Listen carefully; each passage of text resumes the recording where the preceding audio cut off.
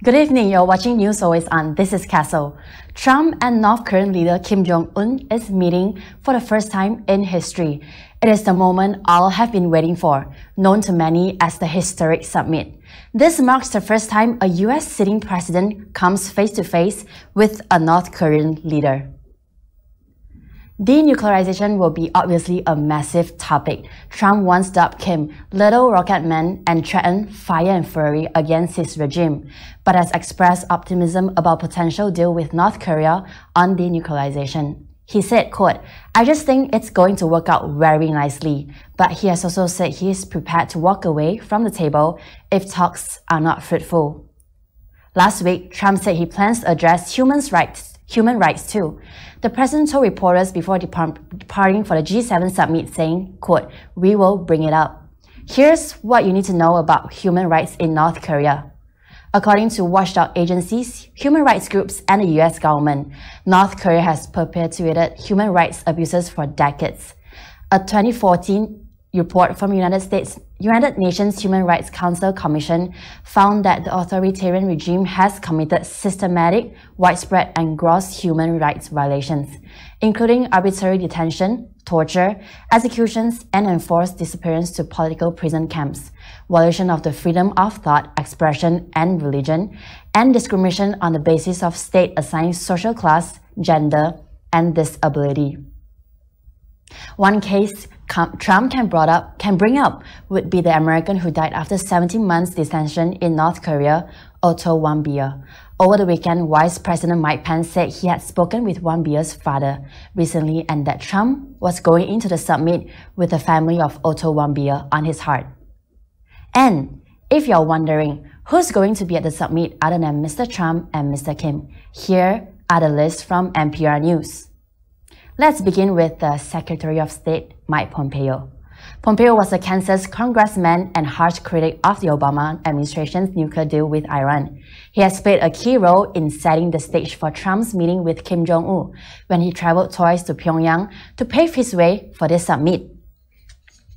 Once as CIA director and soon after he was confirmed as Secretary of State, both times meeting with Kim.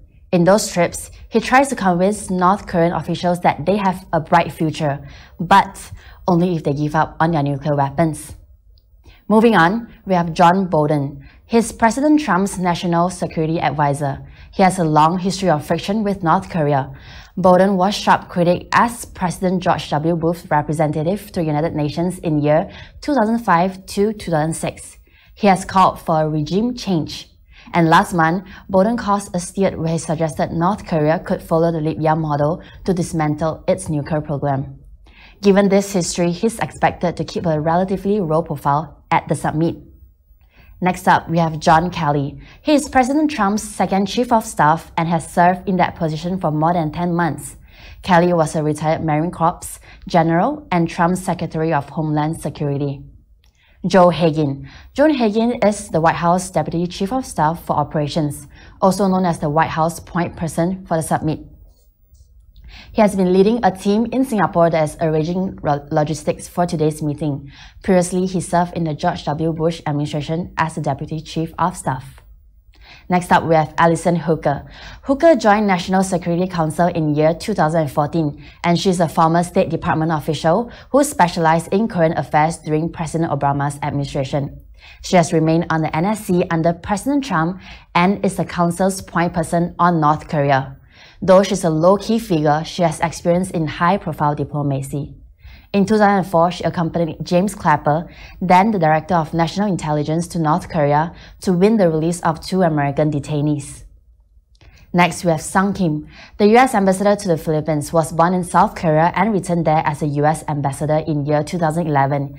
He's one of the rare career Foreign Services officers playing a high-profile role in this year's summit planning. Kim avoids the limelight and has been quietly negotiating the agenda for the summit with the North Korean delegation in the demilitarized zone, trying to iron out what sort of commitments North Korea is ready to make on denuclearization and what steps the US might take toward formally ending the Korean War. Next up, we have Andrew Kim. Growing up in South Korea before moving to the United States, he retired from the CIA last year after Mike Pompeo persuaded him to come back and head the agency's newly established Korea Mission Center. Since then, Kim has been a high-profile presence in US-North Korea contexts. He traveled with Pompeo twice for meetings in North Korea with Kim Jong Un. And then we have Lee Hsien Loong.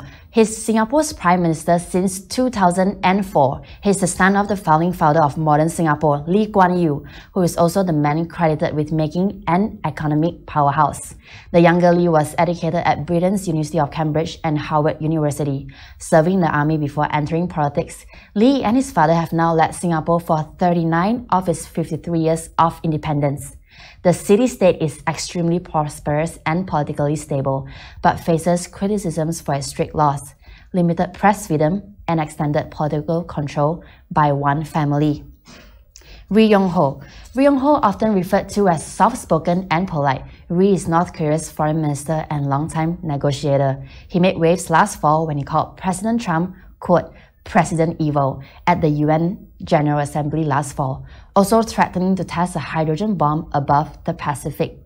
Moving on, we have Kim Yong-chol, a regime insider. He's the vice chair of North Korea's ruling Workers' Party and the country's former spy chief. He is also considered Kim Jong Un's right-hand man. He served all three generations of the ruling Kim dynasty and has involved in key negotiations with South Korea. Because of his suspected involvement in the 2010 torpedoing of a South Korean naval vessel and the 2014 hacking against Sony, Kim is sanctioned by the United States. However, he received a waiver to visit the White House to meet with President Trump in the run-up to the Singapore summit. And finally, the last person to be in summit in Singapore today is Koi Sun-hyo. She is the North Korea's Vice Minister of Foreign Affairs and the point person on North Korea's relations with the United States. As an experienced diplomat and former English language interpreter, she was involved in the six-party talks and other high-level North Korean diplomacy with the US, including in year 2009 when former President Bill Clinton visited North Korea. Last month, she called Vice President Pence a political dummy. Phew, that was indeed a long list. Now, up next, we'll take a look at the schedule from today from the White House. Right now, it's 8:49. Looks like we are about 10 minutes away, according to the schedule from White House, from the big moment where Mr. Trump and Mr. Kim will be greeting each other. At 9:15 local time in the morning, both of the leaders will be expected to participate in a one-on-one bilateral meeting till 11:30 a.m. Followed by that, they will have a working lunch. Looks like that's all the time we have for now. For more on this, stay tuned to our channel and don't forget to click the subscribe button. For news always on, I'm Kessyl and I'll see you later.